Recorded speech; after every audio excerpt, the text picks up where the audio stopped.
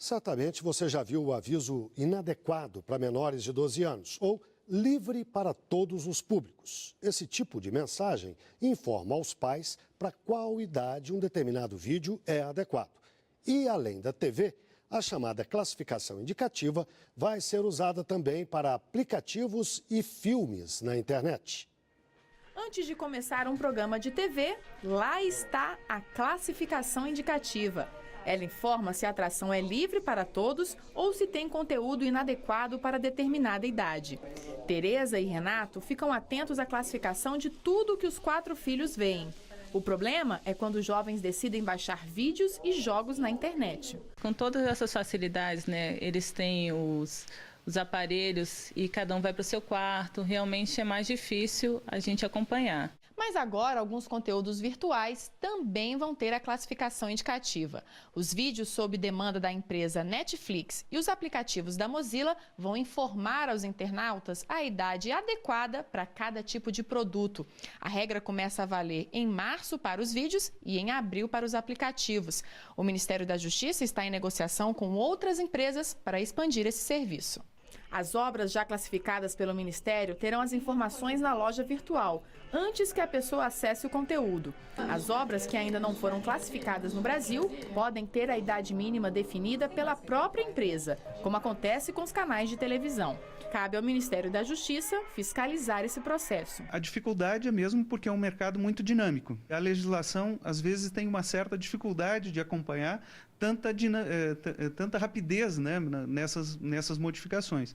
Mas como o Estatuto da Criança e do Adolescente ele já estabelece de uma forma genérica, nós passamos a fazer essas interpretações e temos tido uma grande receptividade. As crianças vão poder ter senhas que autorizem apenas o acesso a vídeos e jogos adequados para a sua idade. O uso de regras como a classificação indicativa já ocorre em países da Europa e é uma reivindicação antiga de movimentos ligados à comunicação no Brasil. A gente está ganhando um espaço, a gente está garantindo que a sociedade seja mais informada, a gente está garantindo que os pais saibam que tipo de conteúdo pode ser acessado por suas crianças ou não e que, em última instância, as crianças sejam protegidas de um conteúdo que pode impactar na sua formação negativamente. E sobre classificação indicativa, eu converso com o Fernando Oliveira Paulino, professor da Universidade de Brasília. Professor, obrigado pela presença. Boa noite. Boa noite. Qual é a eficiência desse tipo de mecanismo para a internet, né? A rede mundial de computadores é uma plataforma tão aberta. É essencial que sejam criados esse tipo de mecanismos tecnológicos que possibilitem que os pais responsáveis e mesmo os educadores estimulem com que as crianças e os adolescentes também programem os seus computadores para que recebam e tenham acesso aos conteúdos mais adequados às suas faixas etárias. É claro que há um desafio adicional em relação à internet, se a gente comparar com as televisões, né, o acesso aos conteúdos de cinema, audiovisual de uma forma geral, porque na internet muitas vezes as crianças e adolescentes até têm mais conhecimento do que os pais. Então, essa medida me parece bastante interessante.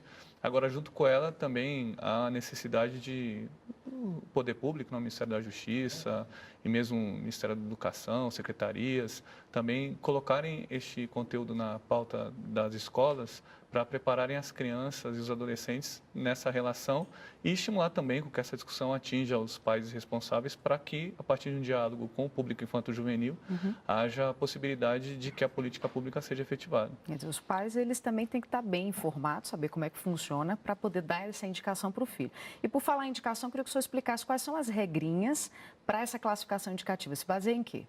A classificação indicativa é resultante de 2 direitos, né? O direito à informação, principalmente dos pais, em relação aos conteúdos que vão ser oferecidos aos seus filhos, né?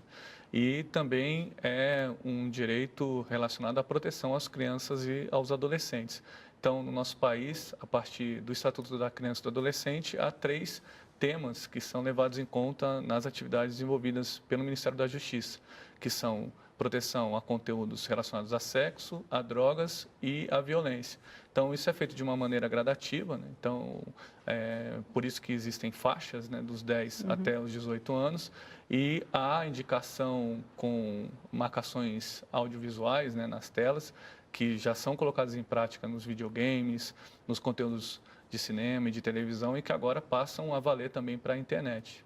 Quais são os prejuízos para essas crianças e adolescentes que têm acesso a esse tipo de conteúdo que é considerado inadequado? Diversos estudos psicológicos no Brasil e fora do Brasil demonstram que é preciso que as crianças acessem conteúdos que sejam adequados à sua faixa etária para que não tenham traumas psicológicos, não tenham até às vezes prejuízos na sua formação escolar. E o que o senhor tem a dizer quando reclamam dessa classificação indicativa, dizendo que ela estaria aí ferindo a liberdade de expressão, de acesso ao conteúdo, à comunicação?